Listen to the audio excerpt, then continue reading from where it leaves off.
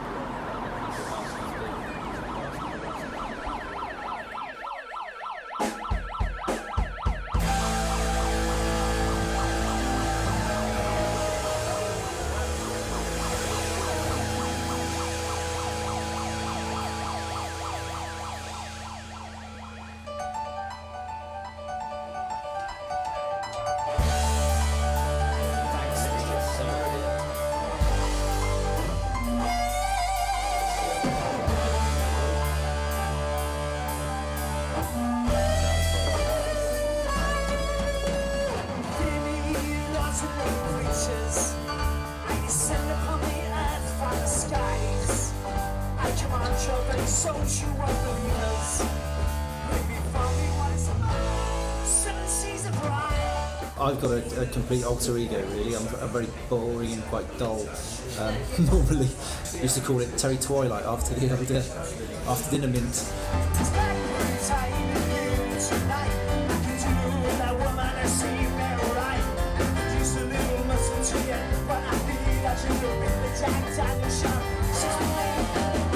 A good gig by the Rays is it's when there's hardly any line between the crowd and the band, and actually the song they're doing doesn't really matter. The trick is to get people wander in, is, hey, don't go off somewhere else. Is to entertain them enough that they stay there for the night.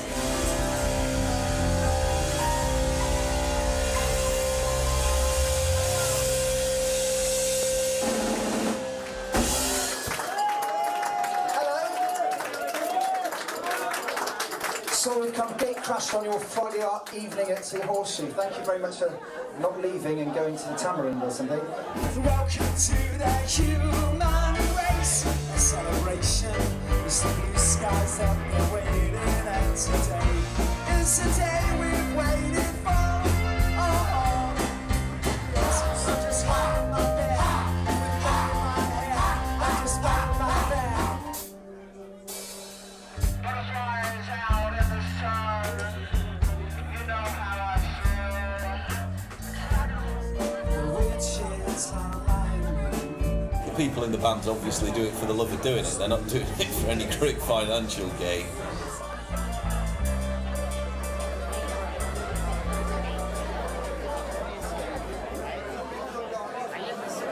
The mid-set interval is upon us, and the musicians pause for a breath or two.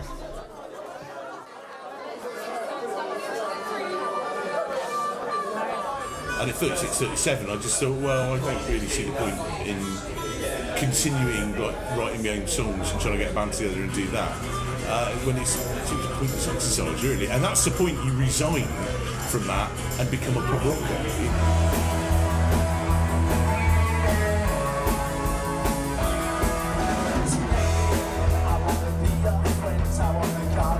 Our keyboard player thought it would be a wonderful marketing ploy if we did a naked calendar, which I can't. Yes, it did, like Calendar Girls, but with blokes.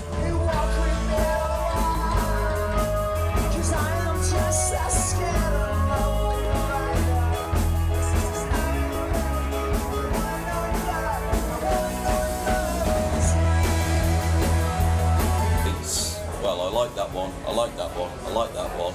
Now I'm of a certain age and go and enjoy the damn lot, because ultimately it's all based on rock and roll.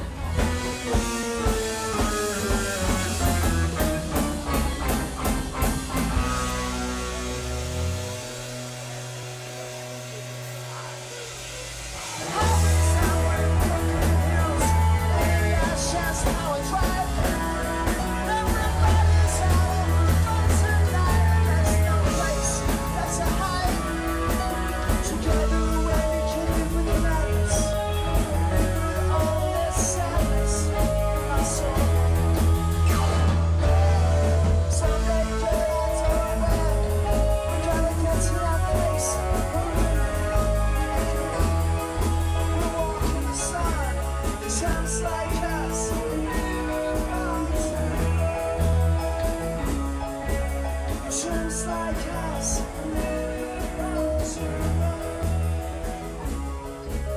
Just like us.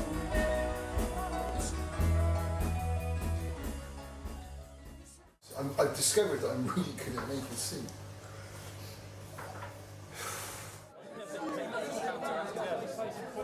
It's Saturday evening at the Railway Tavern in Fishponds. The three members of Angel up front await the arrival of their enigmatic singer, Susie. Well, we've sort of kept our book full. We've never missed a gig because we've lost a member or something like that. Well, yeah, some people call, oh, she must be the angel then. And some people call it Angles up front. She did sort of go a bit more goth. She was quite gothic when, and sort of softened up again, but she's been wearing that sort of gear pretty much from day one.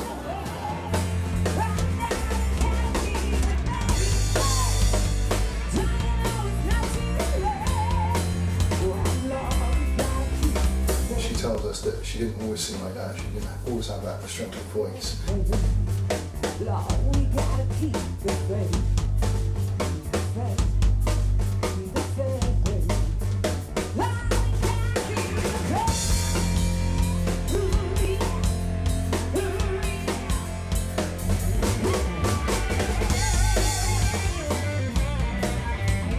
A guy I didn't know him very well, but I went around to see him one night and he had this electric guitar and he could play it, and I was like, oh, no, I want to do that.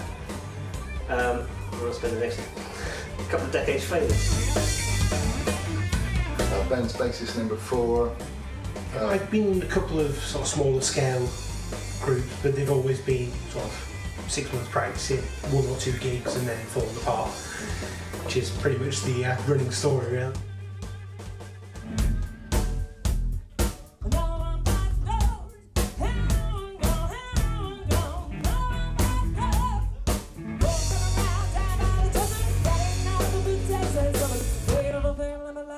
Because mama, I'm too high to handle now. Oh look, it's audience participation time. Look.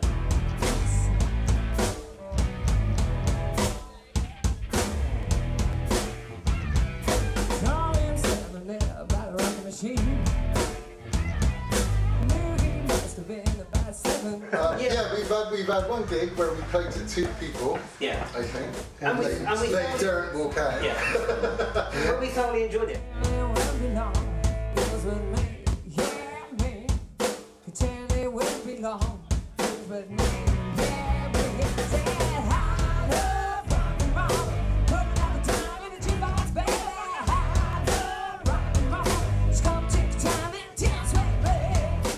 See the pain I'm in. Yeah.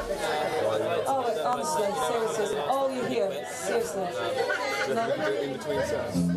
Oh, thank God for that one. No, seriously, he minds too loud. The majority of the audience are joyfully unaware of Susie's imminent departure from the group in a few weeks' time. She's going to Ireland, yeah. She's got a few bands.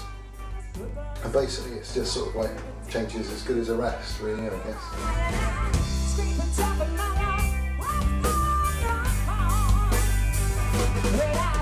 I think we kind of got used to it because she started talking seriously about going Way back in Christmas. Well, yeah, before Christmas last year.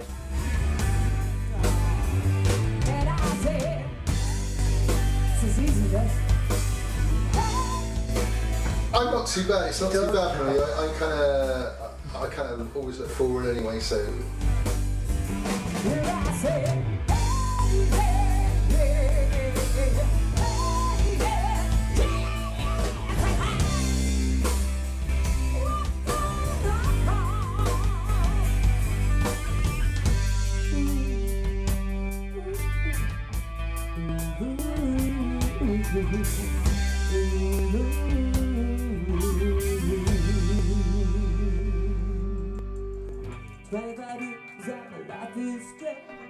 Try to get up that great big hill at home for a destination.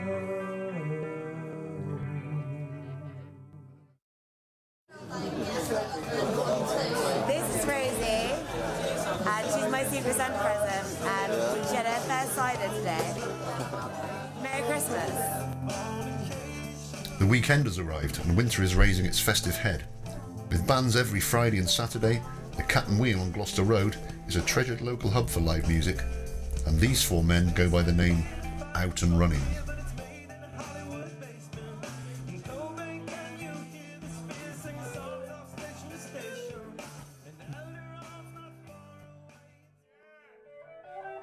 This. Apologies for running late, bit of traffic. So what we do, if you've ever seen us before, tonight is going to be a good night. If you've never seen us before, once again, tonight is going to be a wicked night. We're going to introduce you slowly to our sound, which goes a little bit like this.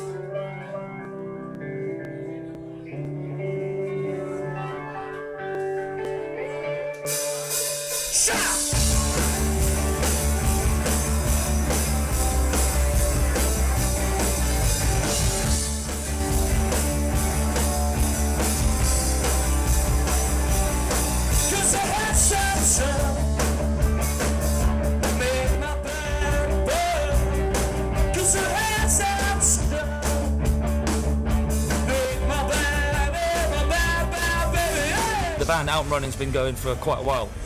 It originally was like a police band, hence the name Out and Running. It's a kind of statement that they use when they get out. There are no longer any police in it.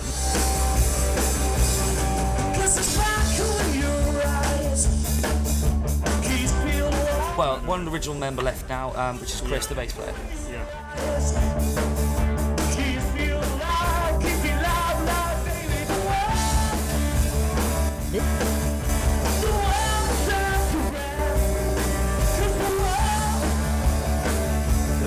We do a kind of a party set, we'll do a rock set if it's a rock venue, or we do a kind of indie and mix it up depending kind of what the audience really. It's tailor making it on the spot really for the audience that you've got.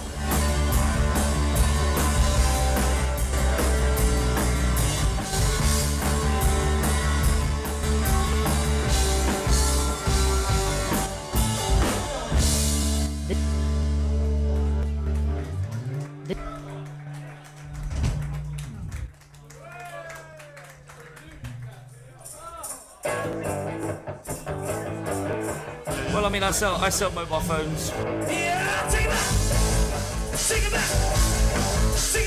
Me and Dave joined for 3 years ago? 3.5 years ago, yeah. Nobody else came to the auditions.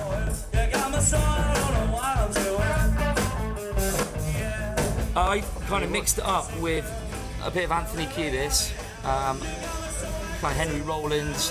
It's stage presence, that's what I always was intrigued by.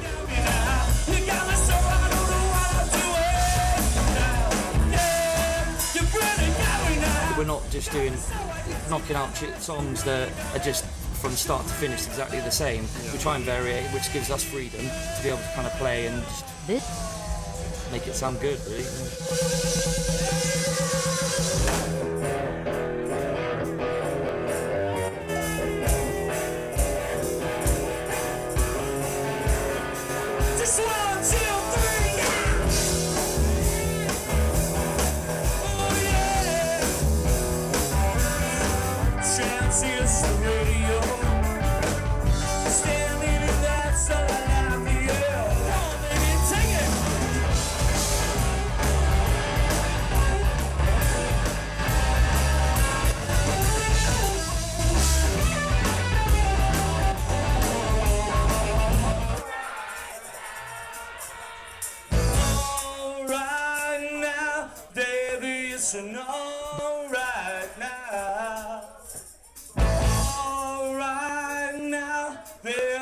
Fans love playing here because the way that people respond to it. So.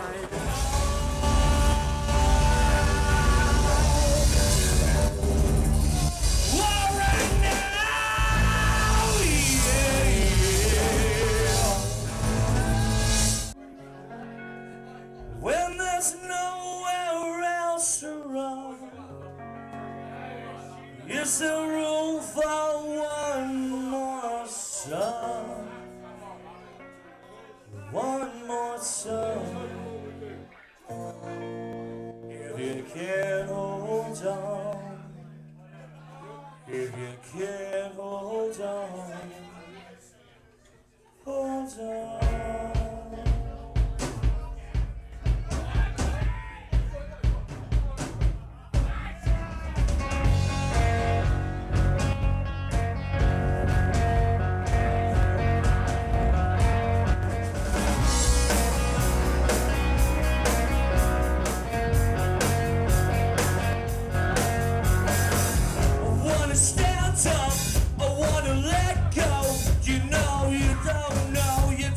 You don't wanna shout out in the last man. I wanna be from the back of my broken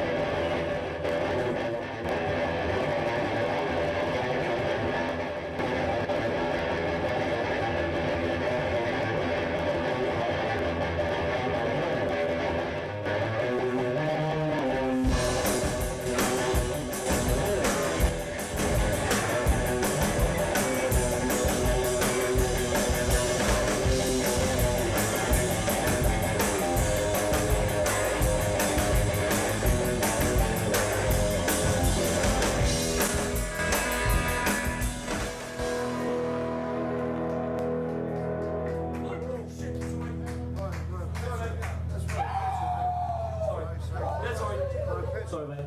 Apologies. I don't want anyone shouting in the microphone. I want to hear you all sing and raise your voice when I count after 3.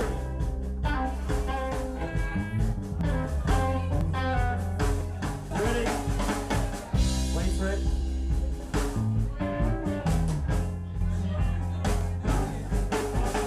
When you come back to the day job, I go back to selling mobile phones. He's a financial advisor, bass player's an electrician, and the drummer's a fireman.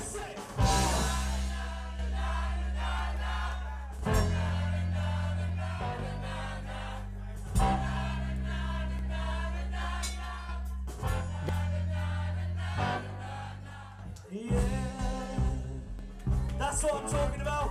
Give yourselves a round of applause.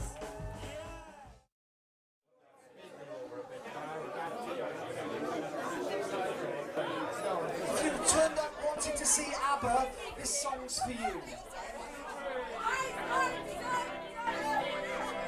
Come what may, bands like these will be playing rock and roll somewhere near you next week, the week after, and the week after that.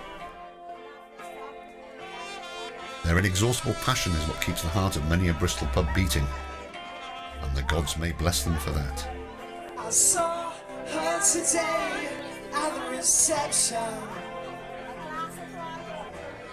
A glass of wine in her hand, and I knew she would meet her connection, and at her feet was her foolish man. You can't always get what you want. You can't always get what you want. You can't always get what you want. But if you try sometimes, you just might find you get what you need.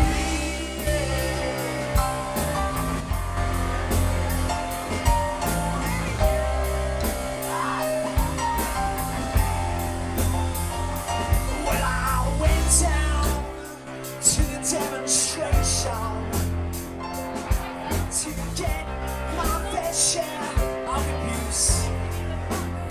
And we're singing, we're gonna vent our frustrations. And if we don't, we're gonna blow 50 amp fuse. And sing it to me now, you can't always get what you want. You can't always get what you want. You can't always get what you want.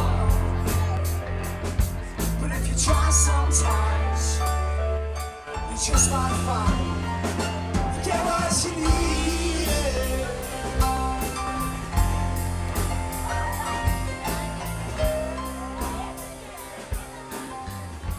This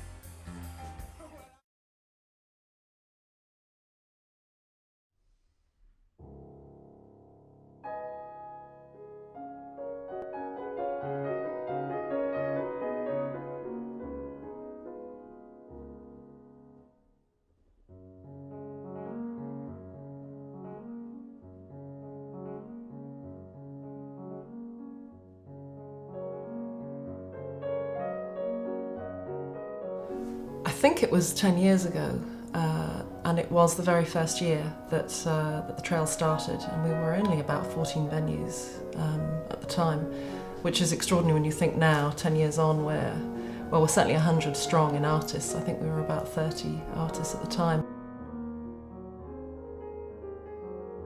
I got involved with the trail about, I think it was 9 years ago, just after it first started, and I heard about this group that was showing, and I'd only just started painting again and thought it would be a good idea to get involved.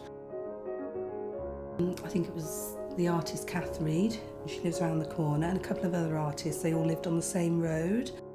And it seemed a really great idea to exhibit in your own house. And it's amazing how many artists there are. Oh, it must be a good 9 years ago, I think. And Kath Reed, who's one of the main North Bristol artists, she asked me if I'd like to show at her house. And I saw how many people Kath was getting in her house, so I thought I'd give it a go. So that was when it started, and it's I've done it every year since.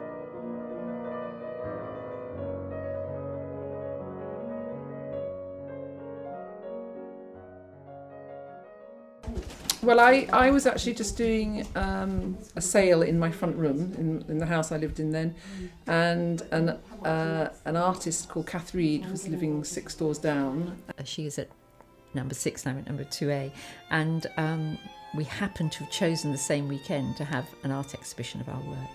And then we did it again the following year, and a couple more people joined in. And the third year we did it, there were people queuing outside to get in, and we felt very much that this is something this area could really enjoy.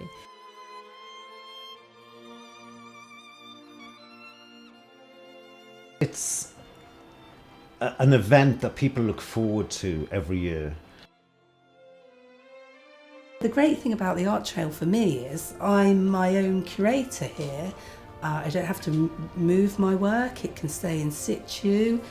It's where I think my work's most comfortable at the moment. I see, people coming back time and time again. They enjoy the weekend, they come out in the snow and the rain. And lots of people visiting the trail say, oh, once the trail has happened, I know Christmas is on the way. I have to say it's quite a quick recovery afterwards to get Christmas organised as well. People make a joke about it, but it is true. It's a great way to snoop around other people's houses as well. And it's fun because there are some wonderful houses. You've seen yourself Tony Burrow's house and just how amazing that is. It's a super community event.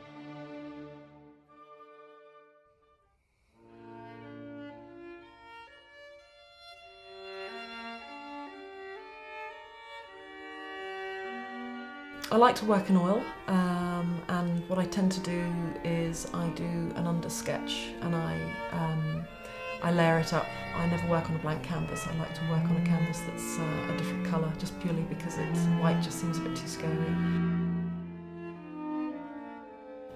There are some years I feel more organised than others. I wished I had more work, more new stuff. And there are some years that, I'm really excited. I can't wait because everything is completely new.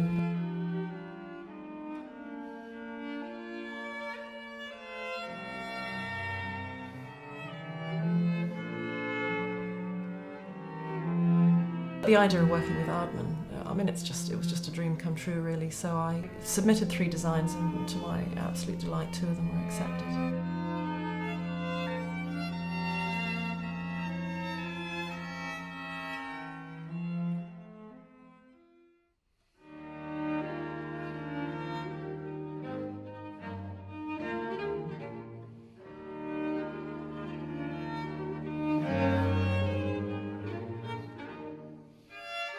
It's another form of being creative, really. It's almost a break from the artwork, is to go to the allotment. Nell is extraordinary. I wish I had time to spend more time with Nell. I look at her work and I'm in awe, really, of her creative process.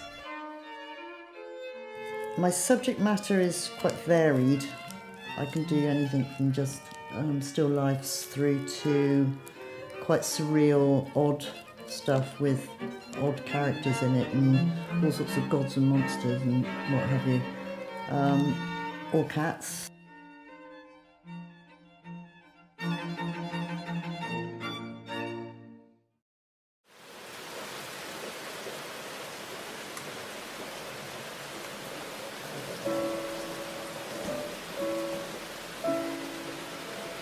Hello, I'm Sheila Dillon, and welcome to this BBC download of the Food Programme.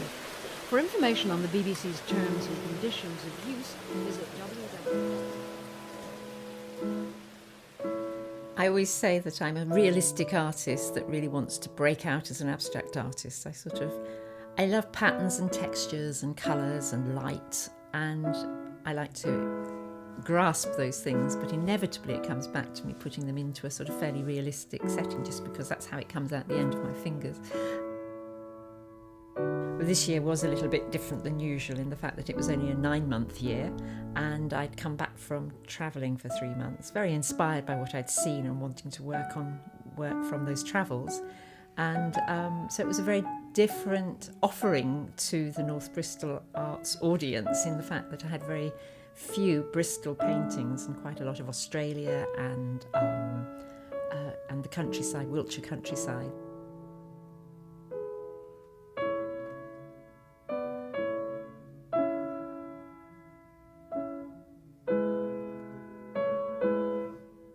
Depending what music I'm listening to and depending what mood I'm in, I either throw the paint around, I also mix it with spray paint. I'm playing with light more than anything.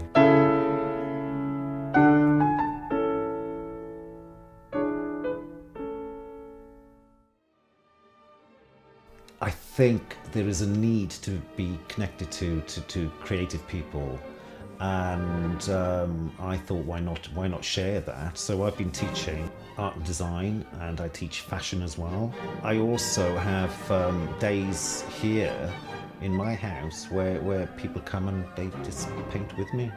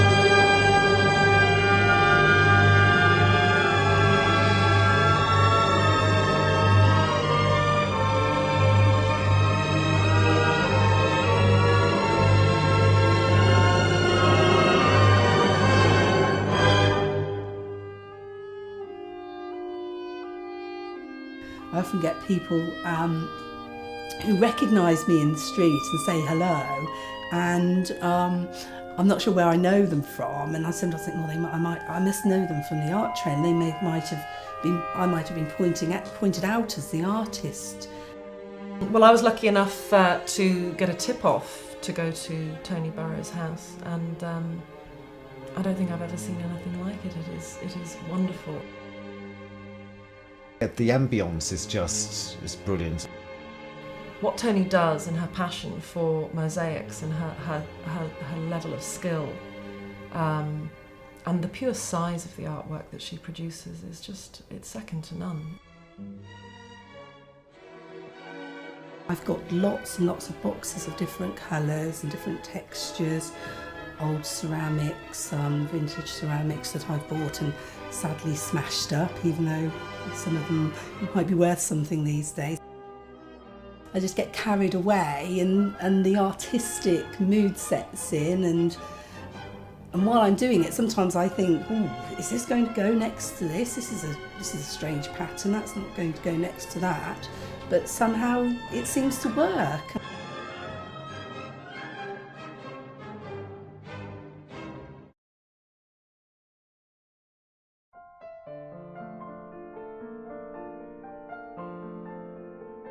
Laura and I have exhibited for, 9 years, I think, together. This is the first year that we're not. I was very fortunate. I think it was the second year of the art trail. I was needing a venue, and Hugh was new to the trail, and I remember clearly sitting in the meeting and him saying, well, I have a venue with plain white walls. So we are able to put our work up very quickly, in sync, I think very professionally. Rather nicely, what's kind of an aside is that Hugh grew up on the coast in Pembrokeshire near Fishguard, looking out to the St George's Channel, and I grew up in the southeast of Ireland on the coast, looking out over the St George's Channel. Funnily enough, this is the first year we're not exhibiting together. I'm in a house a couple of doors down, actually, his sister-in-law. Nell and I know each other from age 17, when we actually used to hitch across Somerset to get to Yeovil Art College. And then our paths went in different ways as she went to Falmouth. And then when I was about 30, I decided to make a break for it and actually come and live in Bristol. A friend that I'd kept in contact with from the Yeovil days gave Nell my address. So she invited me up for the weekend to see what I felt, and I absolutely loved it. So consequently, within about a month, I'd really got into city life.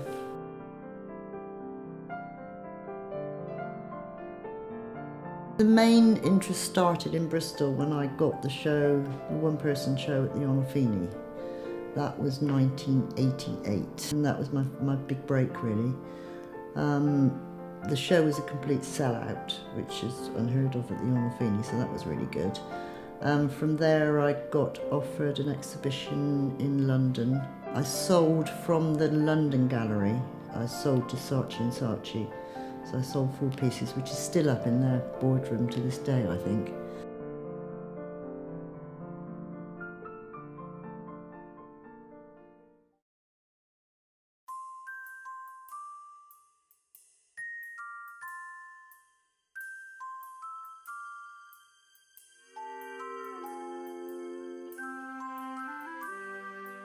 You have a box per artist, and I've forgotten how many leaflets are in each box, and you just have to organise that they get distributed, whether you do it yourself or you find somebody's children who like doing it and encourage them by crossing their palms with silver.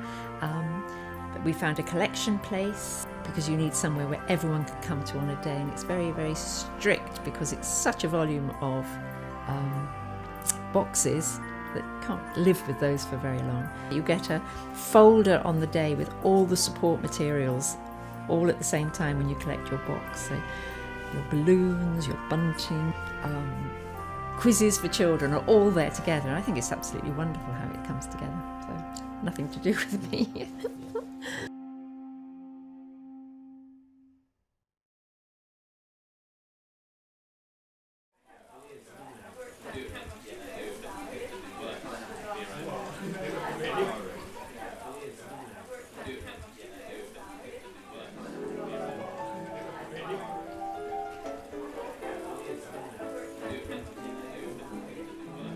I think it's an awareness-raising organisation to be part of. It's great to be part of an artist community, and that's the whole point. That is why people were drawn to joining. The impact on the community, I think, is huge.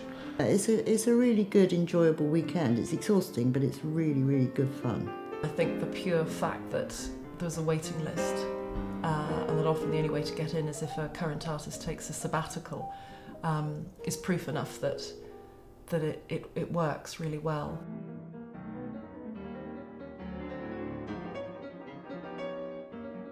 what I actually like about opening my home is that I can be hospitable and I can offer teas and coffees and sit down and chat, and I see friends I haven't seen for a long time, friends I've actually made on the trail.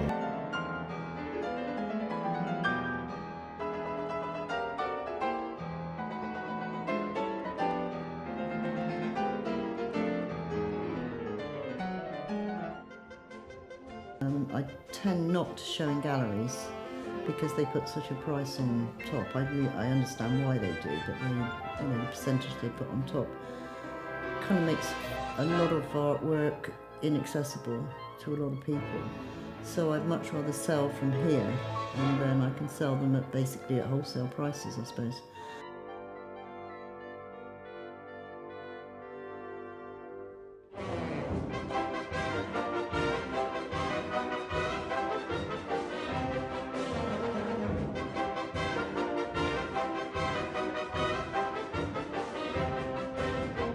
Because the pieces are quite large, and as you know, they can take a month to 6 months to make. I haven't got many of them, but I do hang on to the ones that I have. I don't sell them on purpose because they're part of the house. I make money in other ways during the art trail. I sell cards of my work, and I also have a little cafe in the kitchen, which kind of quite vintage in feel. I have some of my old plates and things. I think it was not a particularly busy year. I think because I was in a new setting, I had less people than if I was back in the heart of St Andrews, which seems to be where the real masses of people come through. But it was a nice select crowd.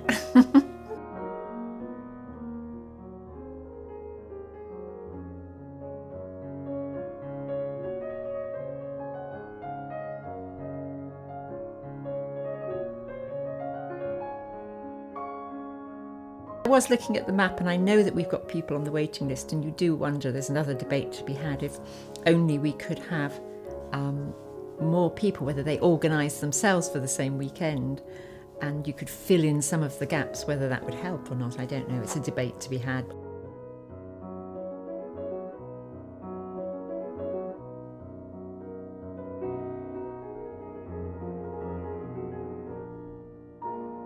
What's interesting is that you get people coming back year in, year out. Even if you know that they're not going to buy from you, they want to see what you're doing this year. It's a very, for me, it's one of the best things that's happened in my art career, really. So it's very important to me. Yeah. Oh, start fighting.